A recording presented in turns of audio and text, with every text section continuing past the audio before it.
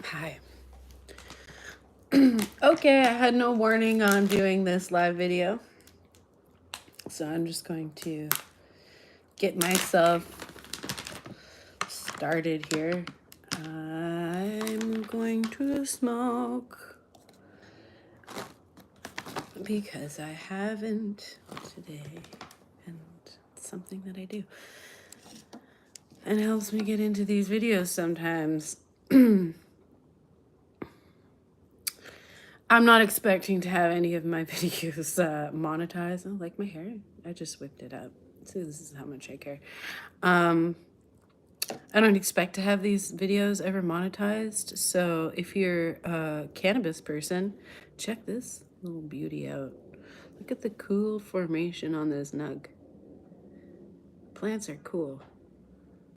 It's kind of spirally.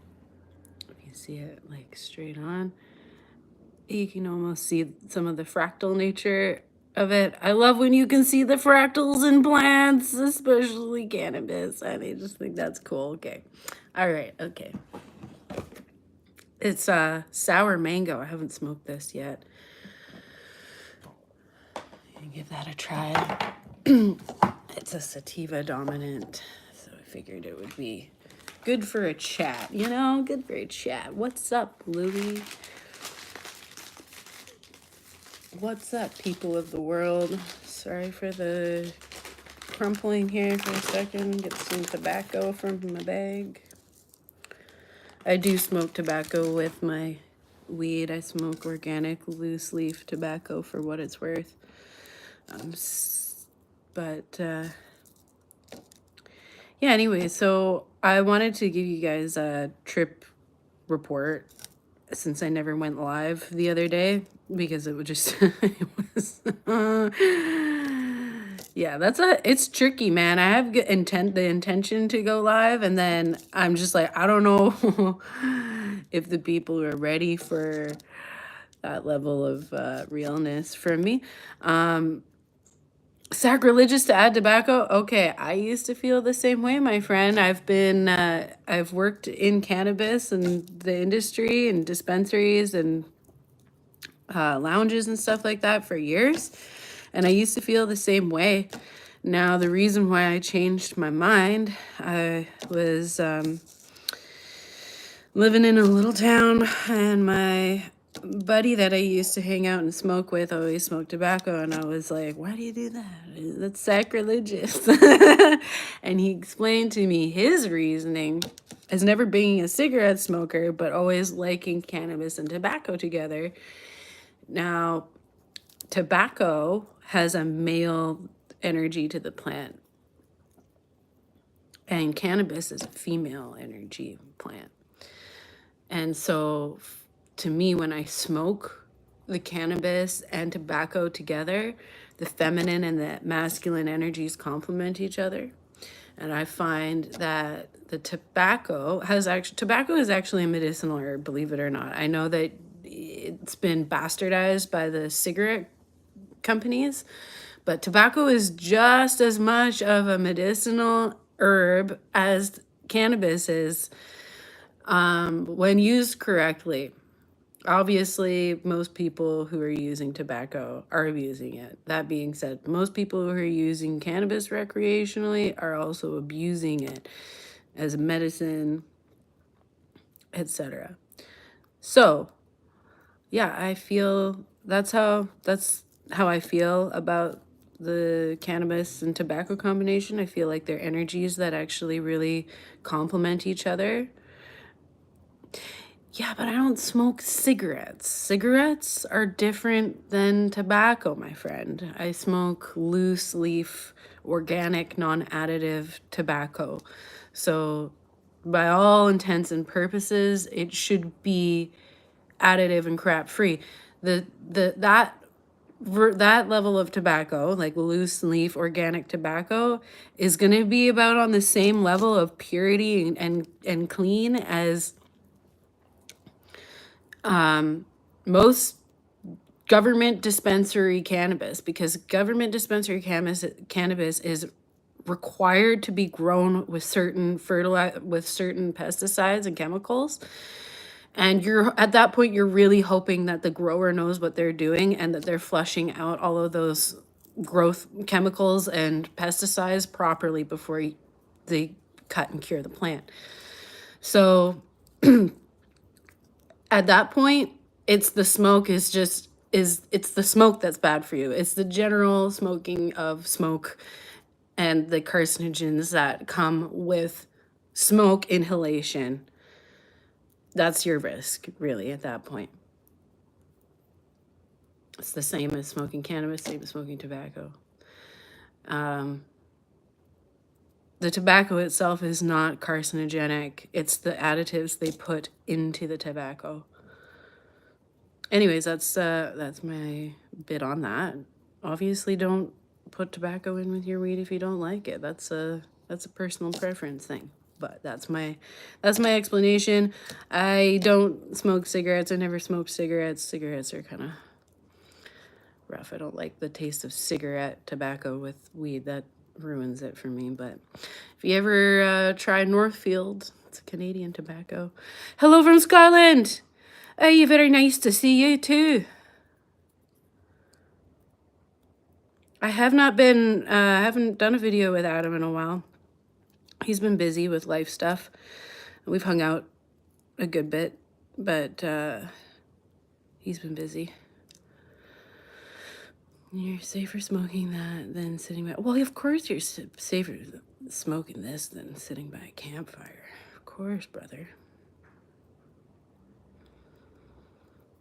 Poor Ox says the mix is great. I agree. You like my Scottish accent? I am Scottish.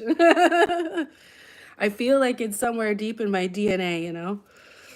That's always been top on my list to come out and explore the homeland. One day, my friend. I've always really wanted to like bike ride across Scotland. I just feel like it would be really good cycling country. I don't know. Tell me if I'm wrong. I just really want to see the hills and the valleys and the highlands and stuff. That's where my lineage is from. Anyways, okay.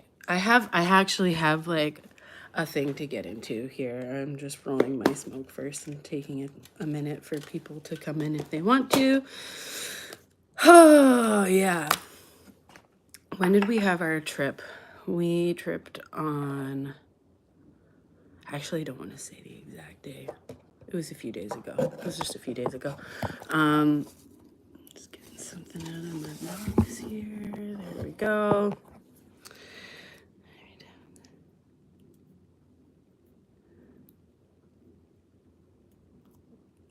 Yeah. But yeah. Oh, I live on the west coast of Canada, and I feel like the climate is very similar to Scotland.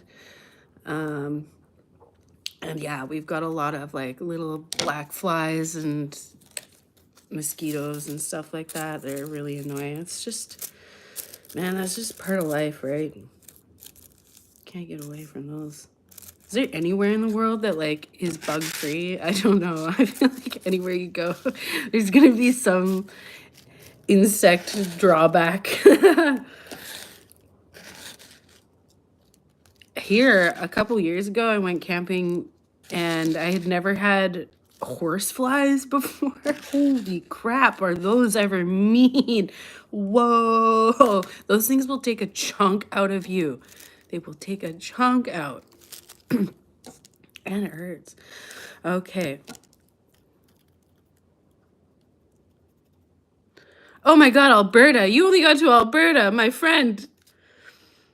Well, I hope you saw the mountains while you were there, because that's funny. Like, Alberta is probably one of the least exciting provinces to check out. I'm so sorry for you.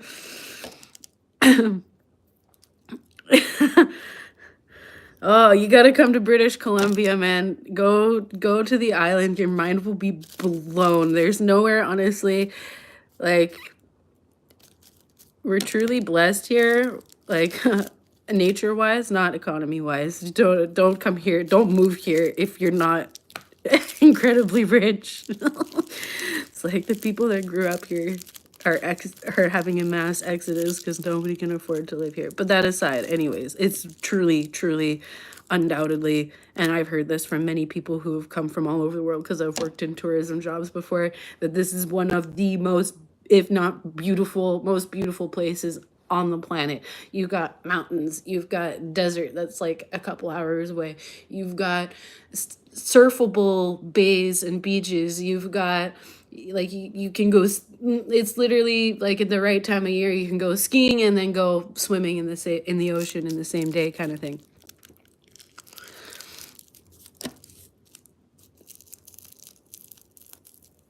Didn't even see a damn bear. Didn't even see a damn bear. God damn. Yeah.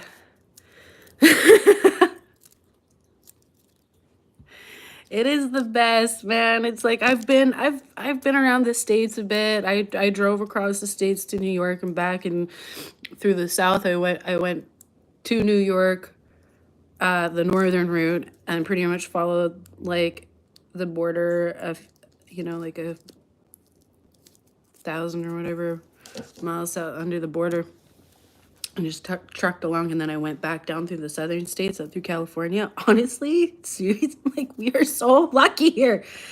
We are so lucky here. And then people like to complain every day about this, that, and the other. And it's just like, you know what? You know what? Are you alive? Are you alive? Are you seeing what's around you? You know, you might be barely alive if you're living out here because it costs a living so much. But at least you can still look around you and see the nature. Oh my God. Okay, let's get into it. I want to talk about this trip that I had.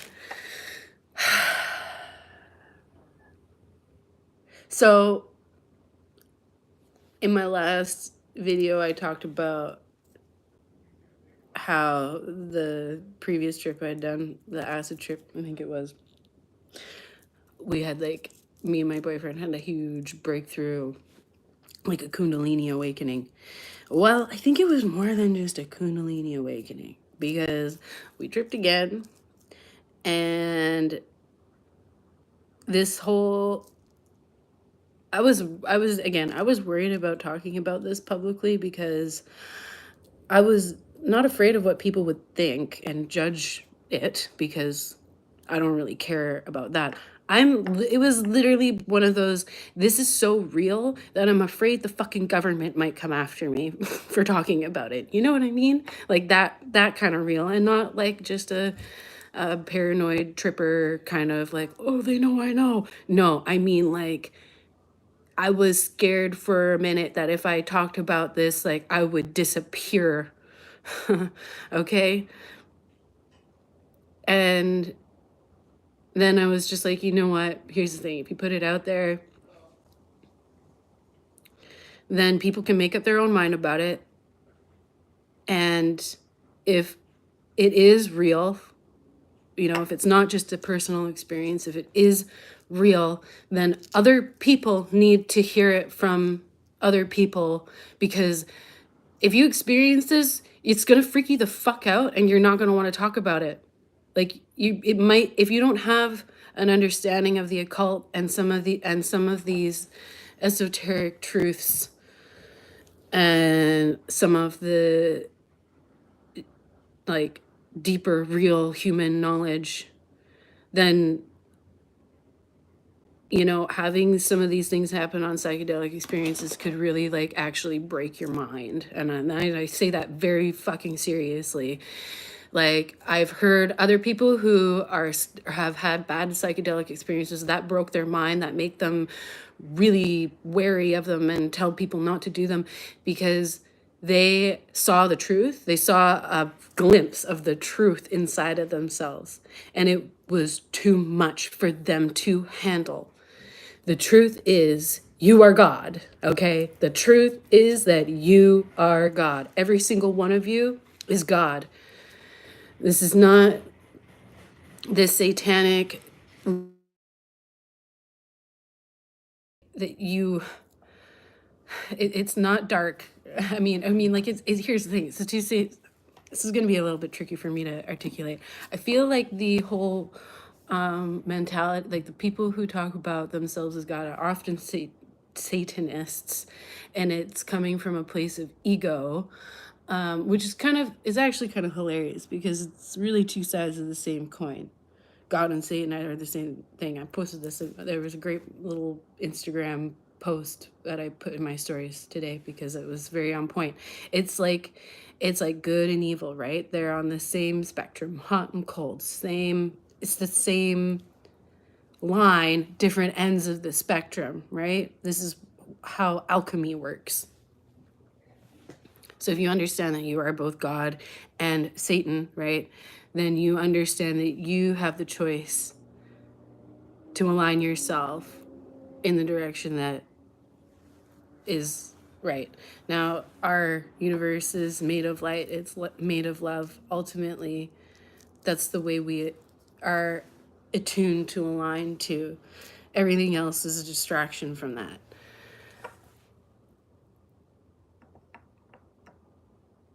We need to remember that we are each other.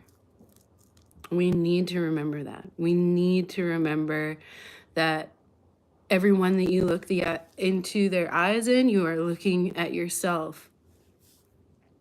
Because that's how we're going to heal what is broken on this planet that keeps us in this karmic cycle of reincarnating and hurting each other and then trying to figure it out and then it being too late and then us having to come back and do this again in another iteration of the story.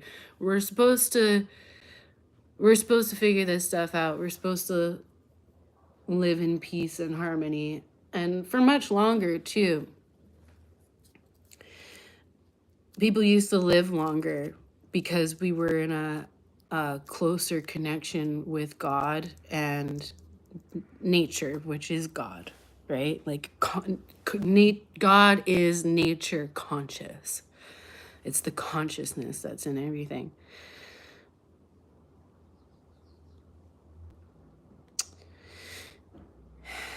There's something, I haven't figured this out yet, but like human beings are a hybrid of something. Some other entity from this universe. Now, I haven't figured out personally, is what we currently have as humanity a hybrid of old form humanity and new form humanity? I'm so sorry. I need to respond to this. I hope that didn't interrupt it. I'm sorry. So I'm this is just what I'm intuiting. I don't know any of this, but I've been trying to figure this out because past couple acid experiences have been like, what the fuck is going on? For a while now, for a few years now, something has come through on like my psychedelic trips, and I thought at first that it was a drug specific thing, but it was happening on across different substances, MDMA, MDA, 3-MMC, mushrooms, and acid. So it's not a specific substance thing. I thought it was a physiological reaction to a substance. And people were telling me, like, I would show them this thing that I could do. Like, what I can do. And I thought, I wasn't sure what it was. I thought maybe this was something normal that happened to people. So I shared it at first. And it was like, I thought that I was having some kind of a jaw clenching thing. I don't know how to describe it. Like something to do with the intensity of the experience that, when you get some jaw clenching, not like the hard grinding of like an amphetamine, but I mean like how MDMA can do that. But I mean like it was like shivers, but I wasn't cold. And I thought for a while I couldn't figure out what was going on for me. Turns out that it's I think something trying to be expressed, a language, It could be a form of light language. You know, if you've ever seen New Age hippie people like speaking in tongues, or like even old school New Age people, like in the churches and stuff, speaking in tongues. I think that might be a real language from the cosmos of some kind. And I've talked about it before, I'm gonna talk about it again. It's kind of like some kind of a snake language. It sounds very,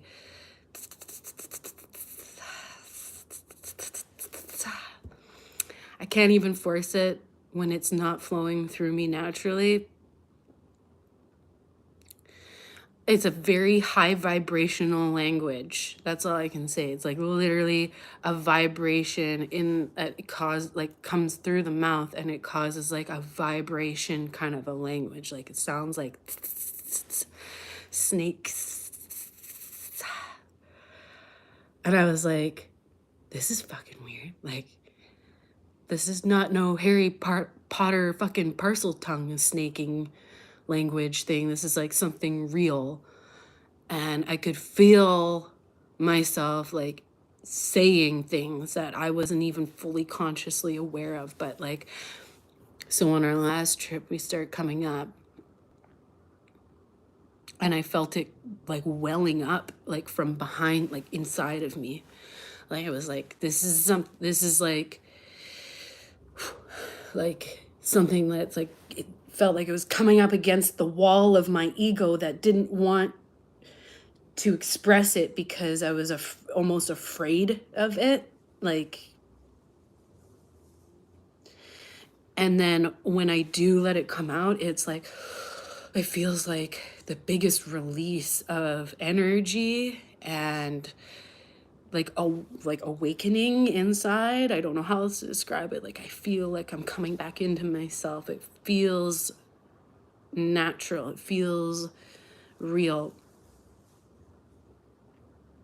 And I thought that that was just a thing that happened to me in my head on a trip. And then I started tripping with my boyfriend currently. And it has popped through for him as well. And I think that there's something, and we were trying to figure out, okay, because we've both been very deeply interested all of our lives, we've sort of been drawn into spirituality in some way or another. Yeah, Kundalini. That's the only thing that I've been able to come to about it is Kundalini. Like it felt like the first time this happened for us, it felt like we became the two serpents coiling around the center pole. So getting into religion, because my grandparents were Catholic when I grew up and I went to church with them, but I didn't really I never followed the Catholic faith. And I had a really hard hang up with like God and using the term God because it was so loaded, and I didn't agree with Christianity and the hypocrisy that's in that faith and the religion of it. Wasn't until I started maybe 5 or 6 years ago, I really started looking into more occult side of Christianity, the more of the mystical side of Christianity. Holy crap. Whoever, I think that there's, I think that I have and I really, please don't take me the wrong way when I say this, because I say this in no kind of way to claim anything. I'm just trying to figure out what the fuck happened to me in some of these trips. But I think that I might have some kind of a connection, either spiritually or potentially even genetically. I don't know. I don't think it really matters either way or the other, to the Essenes, to the group of people that Jesus Christ, the real man, Yeshua, was a part of. Because there's two groups of the Essenes. There was this blood sacrifice Essenes, and the peaceful Essenes. Essentially, Jesus was one of the peaceful Essenes, but knew about the serpent's mysteries. They worshipped the mother of the earth. They had a communion with the elements and the universe. They were co-creators. They were active co-creators that were protecting the secret knowledge of the universe and who we truly are and our connection to God and all of that. So when you start looking into like who the Essenes were, it starts to put some of the picture of like what is this serpent reverence and serpent worship that has survived and that has been demonized so brutally, right? Because the serpent is the keeper of the knowledge of good and evil. The serpent is within you, my friends. The serpent is within you. You are God. And that's what I think is terrifying for most people to accept, is that you have a huge responsibility to fucking do better. We all do. We have a huge responsibility to do better. And that scares the shit out of a lot of people. Most people just want to have an easy life and have the answers given to them, and they don't want to find that truth within themselves, because when you it can crush you if you're not prepared to forgive yourself. It can really crush you if you're not to prepare yourself for, or to forgive yourself for your humanness, right? Because you're not a god right now. You're human and you make mistakes. But our mission is to realign ourselves back into our moral truth, which is imbued with the truth of God. Like, we are imbued with that truth and that connection. That's why when you do something that and you know you shouldn't do it, you have a feeling about it. We're so used to not listening to our gut, man. And that's so cool. Hello, Costa Rica. We got Scotland. We got Costa Rica. Where else we got in here? That's really cool, actually. Sometimes I like end these live chats and I'm just like, I forget to like kind of scroll up and back and see some of the comments, because it's really cool. I still haven't smoked this joint. Can you believe it? This is me sober. I haven't smoked anything today, you guys. This is just how weird I am. This is why the circle's very small. It's actually cool to feel like there's an online community, though. I actually really appreciate that. I never expected that to mean something to me, but I think it's actually pretty cool.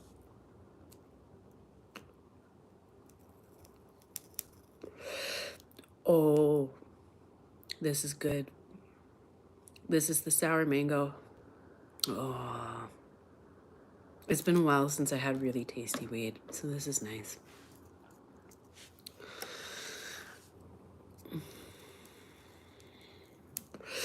You know what's funny?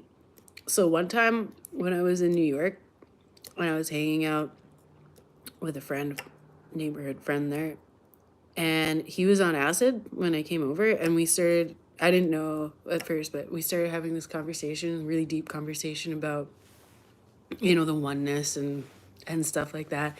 And he looked at me for a sec and he's just like, wait, I just forgot that you're not on acid. I was just like, no, brother, this is just me sober. And he was like, whoa. Yeah, I have to like really tone it down day to day for the normies, which is fun. It used to be a lot harder to do.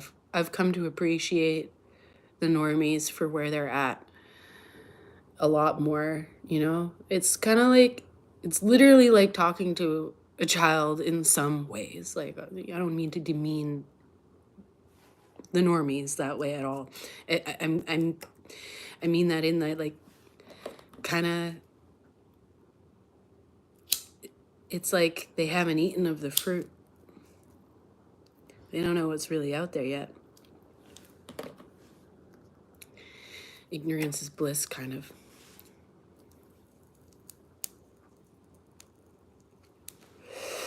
Your father sounds like he doesn't know Christ. Does he know, has your father ever heard of Christ consciousness itself?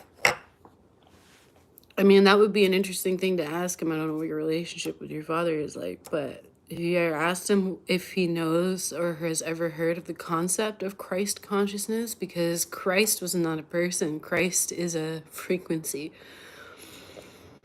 in my humble opinion. And from everything that I've gleaned from a lot of mystical deep diving, you know, I've never like academically studied this stuff, but I've done a lot of research myself, and I try to like take what has the most crossover of information, you know, as the way to find the truth.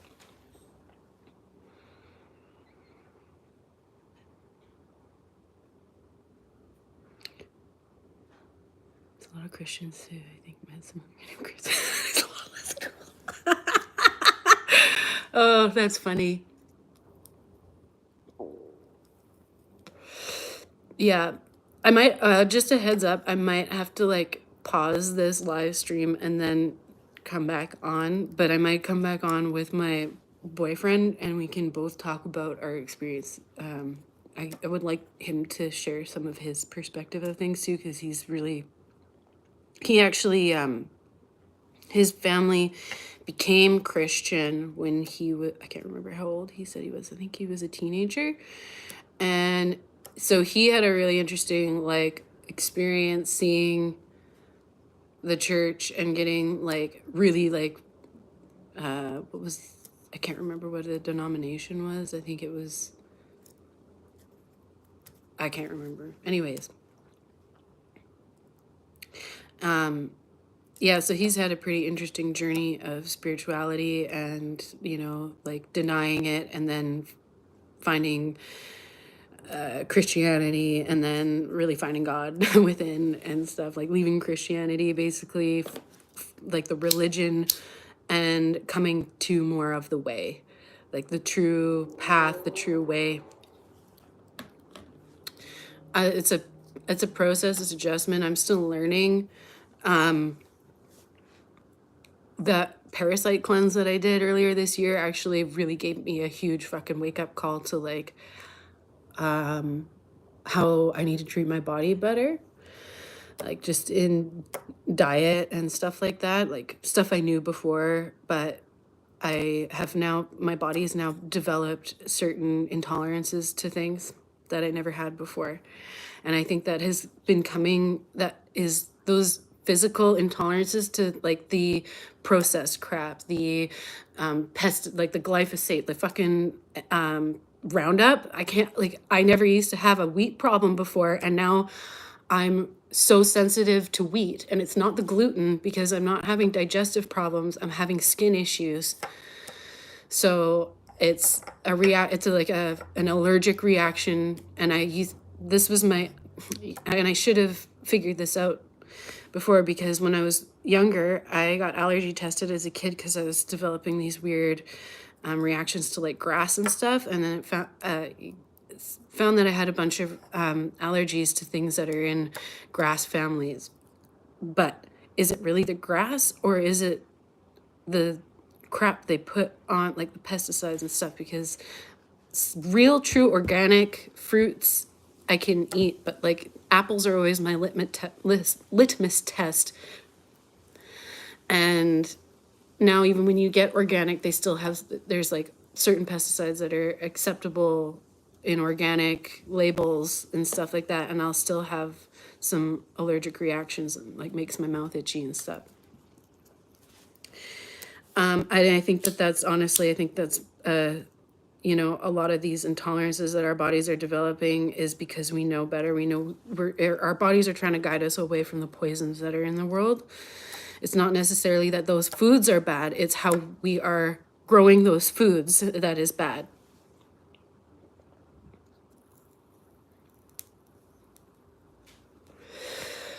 I'm also undecided on how I feel about meat. I've heard a lot that like debating stuff on meat. I don't like how we the mass meat industry, but my body feels like it needs it anyways.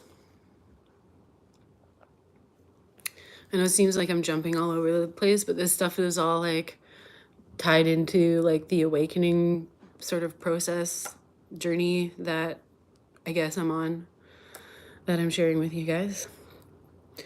I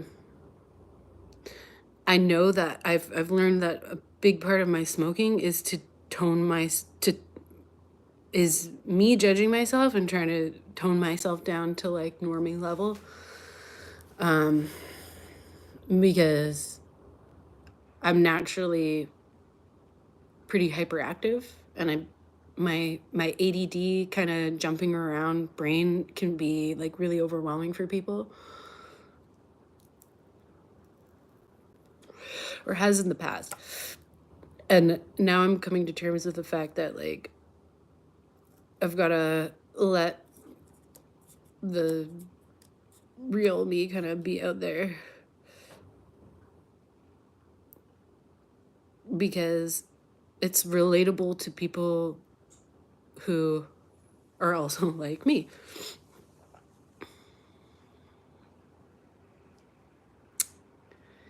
And yeah, it helps people feel less alone, because I've been there. Now I'm getting stoned and contemplative here. But yeah.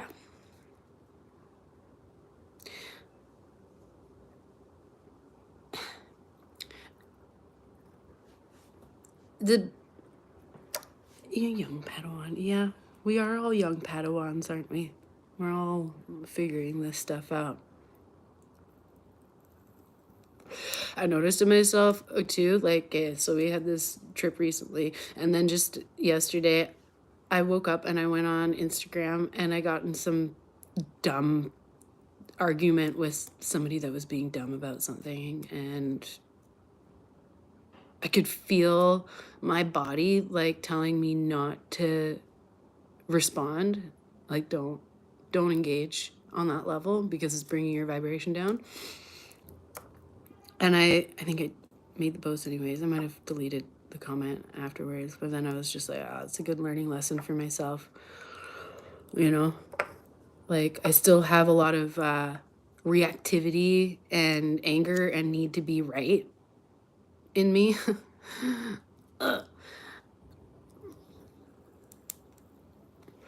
Aries fire that needs to be like controlled, and like not controlled in a bad way, but directed in a more constructive way. You know, that's such a trap for us spiritual people, you know, engaging with the people that are on that lower vibration. And then ultimately, again, I'm like having this thought while I'm making this comment. I'm like, why am I stooping down to this level? And also, this person is myself. So it's like ultimately I'm engaging with this frequency that is like it's a reflection of a lower frequency that I hold, right? Engaging with that. So that's a challenge, is overcoming that reactive, you know, I'm right, you're wrong. I'm going to tell you that you're wrong. It doesn't actually help guide people into a better way of being. So yeah, I'm going to pause here. I will be back in